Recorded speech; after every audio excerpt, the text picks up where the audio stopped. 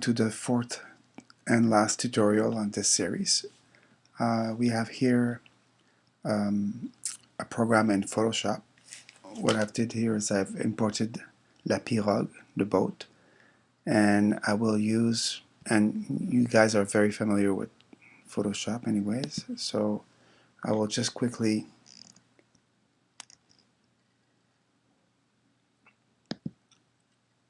rotoscope out the shape of this boat. You can use the intelligent lasso or magnetic lasso if you want. Here I'll just use the normal lasso and do a very quick job here just to show you.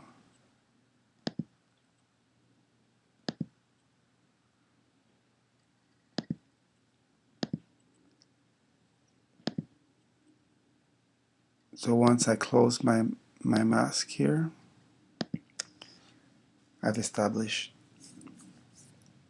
the shape of the boat. I can copy and paste that boat into a new layer. I see my layer here on my right side. My inspector of Photoshop is transparent. I can go ahead here and take my background and copy it here to the project maker, so I can eventually delete this layer, and I'm going to make this layer invisible, or simply delete it also. So now I have my boat only on a transparent alpha. So that's what I intended to have. So I can save this. I will save it as Pirogue plus alpha to my desktop, and it's a Photoshop application, and I will import it into Final Cut Pro as a Photoshop. So here I am with my boat. I have my river. I have my boy. That's my river. This is my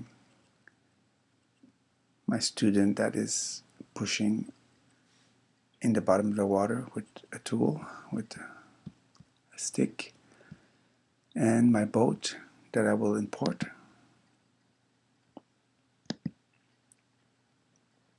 So I left it on the desktop. So here's my import browser. I see my desktop. I'm looking for Pirogue. I have here Pirogue Alpha, the one I created. I import it. I create optimized media and proxy media. I copy to my library so it's independent and self-contained into my project. Now I can close the import window and find my new import. Here it is, and I can see it has an alpha just by the blackness around. So I'll go ahead and import it into my river shot. I have my boat here. I will extend my lake or river. So I will simply drag the sides and expand it. And I'll do the same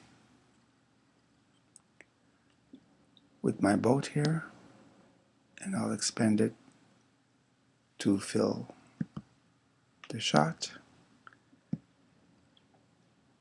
Now I can take my river here and place it underneath my actor. So now I have a situation that I can work with. So the first thing, I will apply my keyer. So I'm going here on the right side in my filters. These are my filters. I'm taking my keyer and I'm going to drop the keyer on the green screen. And again, I can refine the way the matte operates, opening the submenu of matte tools and shrinking my mask. Soften the edge a little bit and erode the shape a tiny bit. So there I am. I'm now going to go to my crop tools, and I'm going to take my bottom crop and lift it. I'm still on the layer of the boy, and so I get only the boy and not the box. Morning. And I will simply set the mat to fit the side of the boy. There I am.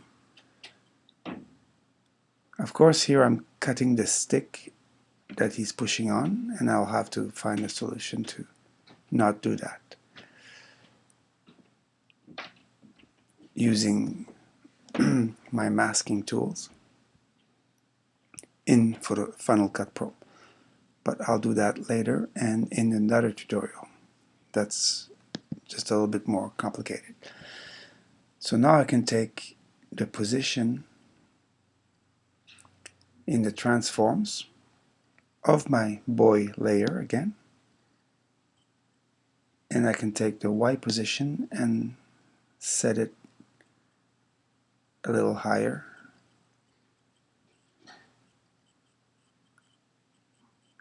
and I can also decrease the size, scale it down.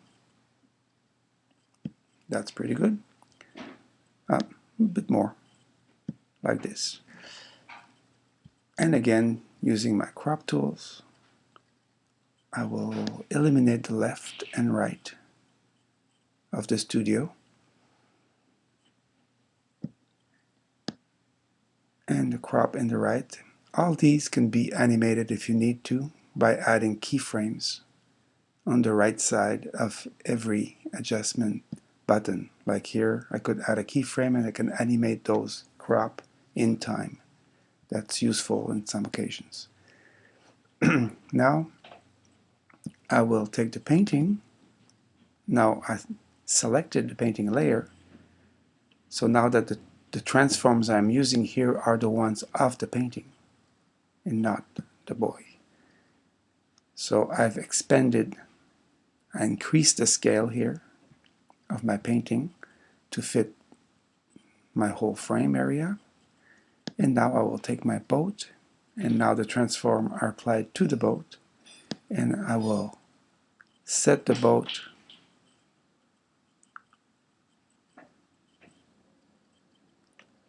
a little lower.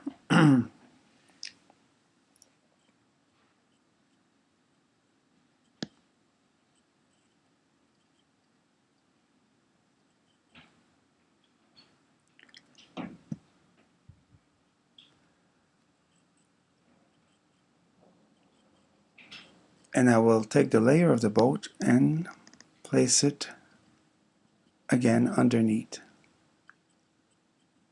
so that I don't have to mask around the boy here and the boat when they touch. And of course, always on the boat, I will scale the boat down a little bit. It's a tiny bit too big.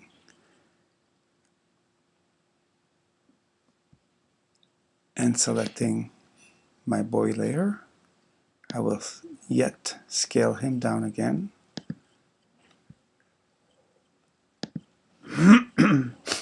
Sorry.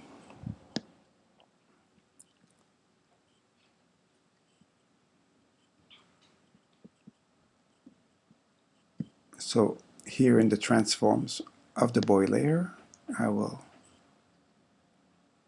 again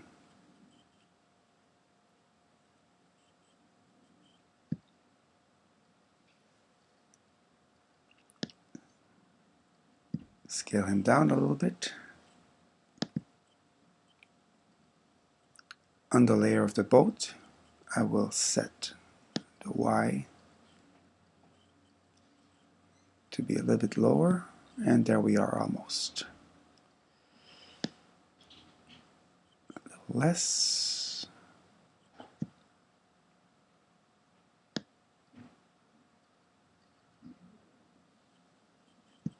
There. So this would be how my scene works. So if I play back the scene, I now have an action.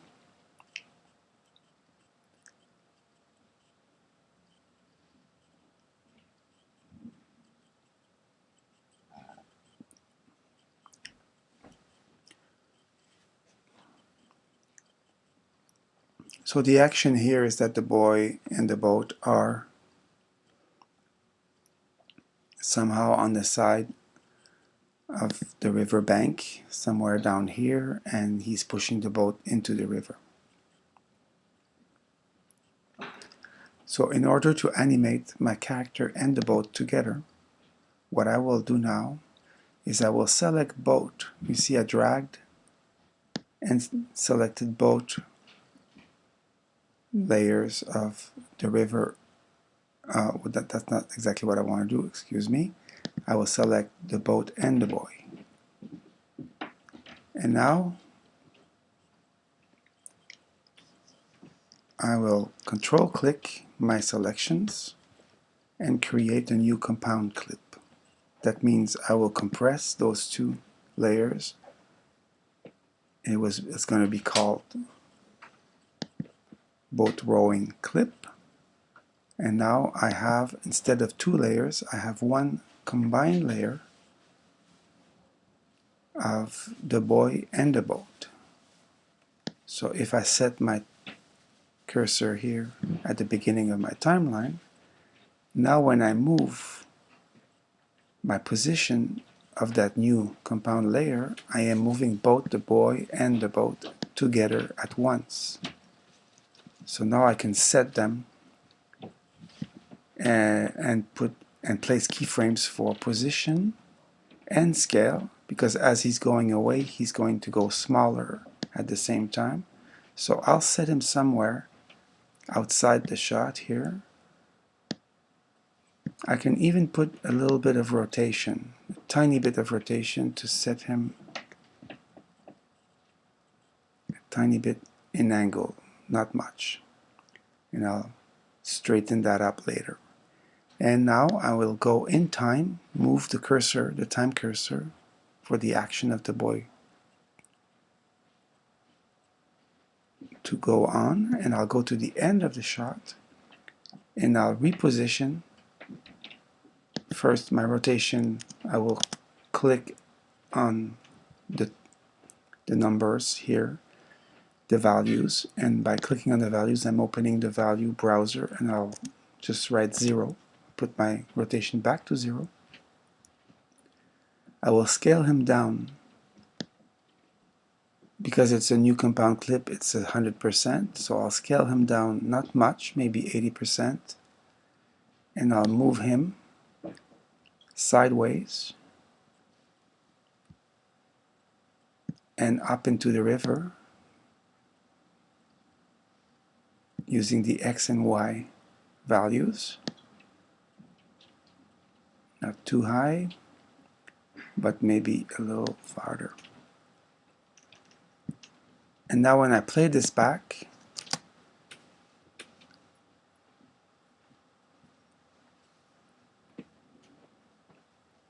I have an action of the boat moving in the river, moving together as one, because I did a compound clip. I created a compound clip, and this is how this is done.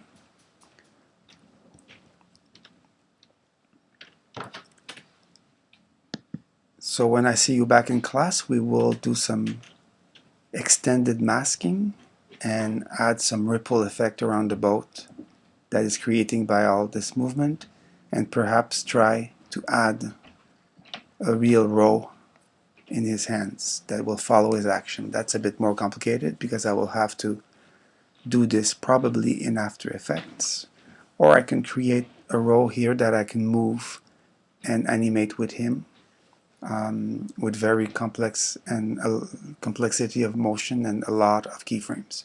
So we'll try both techniques and see which works best for us.